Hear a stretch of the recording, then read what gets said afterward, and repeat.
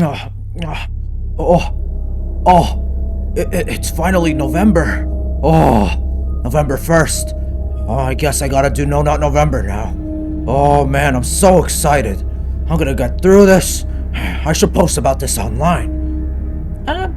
Excuse me? Excuse me? What is No Nut November?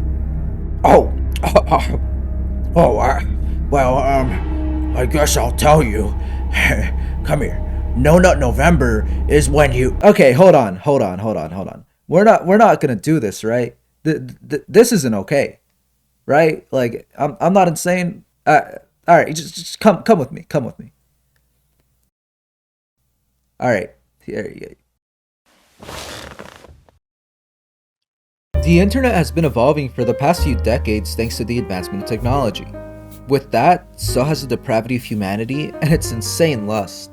That begs the question though, is it truly a bad thing that adult content has become more prominent online? You see, the problem isn't the fact that there's NSFW content online. That much is inevitable. The problem is how easy access NSFW content is. If you've seen some of my past videos, you'd probably understand that my content is very opinionated and doesn't have much statistics or facts backing them. Well, let me make the argument, at least for the sake of this video, that if you think the NSFW content circling around nowadays is okay, you're likely a terrible person. Let's be realistic though. We all want an internet landscape that gives us complete freedom online. But the implications of having a restricted internet does cause quite a few limitations. I'm not going to sit here and try and argue that there's a simple solution to the issue that is easy access NSFW content. It's a complicated problem. Though, the issues aren't actually that hard to pinpoint. Listen, I'm not going to sit here and pretend like I'm above all this. I do goon here and there, but I guess you could say I'm a bit of a ethical gooner. And with my gooning knowledge, you learn that the internet is a very open place. It basically gives you access to many dark corners of the internet. What if I told you the root of the problem of the Gooner epidemic isn't the NSFW content, but it's actually the regular content? I'm not talking about the NSFW artists who post two types of content, both safe for work and not safe for work. I'm actually talking about the artists who post suggestive art out in the open with no regard for who's looking. If anything, I feel sorry for the artists who do multiple types of content, because you always find some comment underneath their safe for work videos saying, I know about your other content. There are a multitude of content creators out on YouTube, Twitter, and TikTok who post alluring content that makes little to me curious, whether it be intentionally or unintentionally. And I am aware that saying that sounds pretty fucked up, but this is how crippling porn addictions start in the first place. You post a funny NSFW meme on Twitter or TikTok, and then a bunch of kids will get curious on the origins of the meme. And trust me, they will find it. There's also the No Nut November challenge, which is a trend that begins the very first day of November to promote abstinence. That in itself isn't technically a heinous thing, by all means, despite all the weirdos who talk about it. But the very act of mentioning it is enough to expose minors to NSFW related things. There are channels on YouTube that post Gooner bait content without restriction and then are surprised that a bunch of minors are finding their content. And don't even get me started with how easy it is to find literal porn on TikTok. You could search up Fortnite, Roblox, or literally anything, and your first options are literally porn.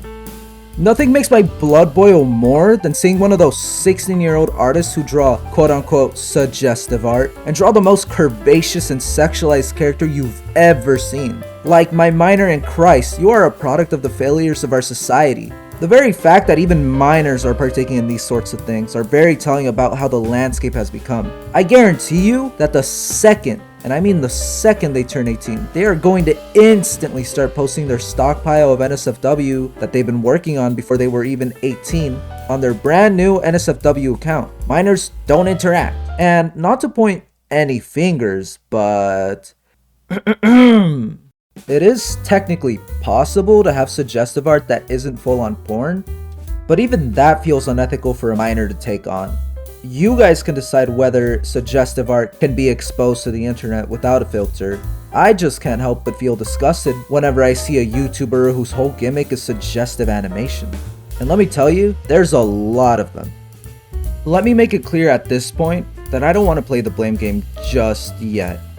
It's likely that the reason there's so much Gooner bait over the internet is due to lack of enforcement of artists, or perhaps policies put in place that fail to safeguard children. And it's easy to point out that it's the company's fault, which it is, but part of the problem is that people are oblivious to these issues.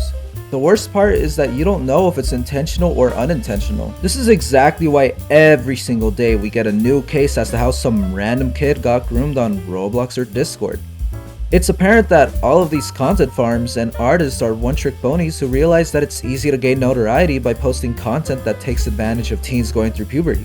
Or even worse, that content is exposed to unsupervised kids. It's important to take into consideration that it isn't just the company's fault, but it's actually a mix of everyone. Basically, everyone is at fault. The parents, the companies, the creators themselves. It's all just one shitty mess. There is some level of accountability that artists or content creators online need to accept. For example, there is porn being done of popular figures online without their consent, and despite the attempts to try and prevent that porn from coming to light, the people that make that porn end up being a literal force of nature. This is why Rule 34 exists in the first place. Everything can be turned into porn. From your favorite content creators all the way to a helicopter. It's just absurd. Sadly, there are content creators who take advantage of this very exploitation being done. They go out of their way to talk about why it's a problem to make nsfw of these content creators, but that is ironically part of the problem. It causes an influx of attention to the issue. This causes the people making porn of these figures to continue doing it, potentially out of spite. So, out of respect for all the figures being made porn of without their consent, I will refrain from using examples. But who knows, maybe some random Twitter artist is going to make porn of me out of spite for speaking the truth. I am a bit of a hypocrite though. I would be lying if I said coming across the memes of Axel and Harlem weren't funny at all. They're funny, but it's pretty irresponsible for my part to be spreading those memes around. And don't take my words the wrong way either. I am aware that we're not babysitters and aren't required to restrict everything we do on the internet, but it helps to be a little considerate. I completely understand the notion that when you're an adult enjoying adult content, whether it be sexual or not, you don't expect there to be minors in that space. So isn't it at least a little bit concerning how easy it is for a minor to make a Google account and join a bunch of adult servers and follow nsfw creators? Us adults who grew up on the internet know how easy it is. So we have to at least try and prevent minors from being exposed to these things. When I was 16, I would put on nsfw profiles and join adult Discord servers, and they hardly had any verification systems. This is something I'm not proud of doing, but it is proof of how easy it is for a minor to enter these spaces. It's obvious at this point that I'm just speaking common sense, which is a great thing to take from this video. But why is it still so prominent online? Why are we still getting a new story about a YouTuber who was secretly a groomer? Why are we hearing about minors using not safe for work chatbots? Not even places that are supposedly safe for work are safe anymore. It's something that can be found anywhere. And please don't let that be the only issue you see. People online blow things that don't even need to be sexualized way out of proportion. I guess everyone's minds have become so gooned out and depraved that everyone assumes that everything is porn or fetish content. God forbid a person wants to show a little bit of skin or someone classifies themselves as a furry or a femboy. I can't stress enough that being LGBTQ+ or a furry isn't an inherently sexual thing. And the fact that I have to say that is already crazy as is. It's actually something that's been so over-sexualized online that you can't even classify yourself as anything. This ends up bleeding into our society, including everything that we've built up online for the past decades.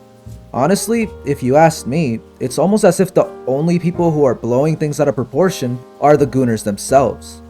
That being said, it's difficult to say what can be done other than be considerate to avoid causing all these issues online. Maybe that way we can help keep adult content separate from regular content for the safety of our children. Ironically though, speaking about these issues doesn't come without its own hypocrisy. In a way, posting this video makes it part of the problem. Nah, it's whatever. It's probably fine. Either way, I did mislead you guys in the beginning. I actually do have a foolproof way to solving this problem. Wait, what are you doing? Wait. Now, wait, if you wait, don't wait. mind Hold me, on. No. Where I'm you gonna going? go Wait, don't go ethical anywhere. goon. Please, let me out of this. Let me out. Let me out. Let me out. Let me.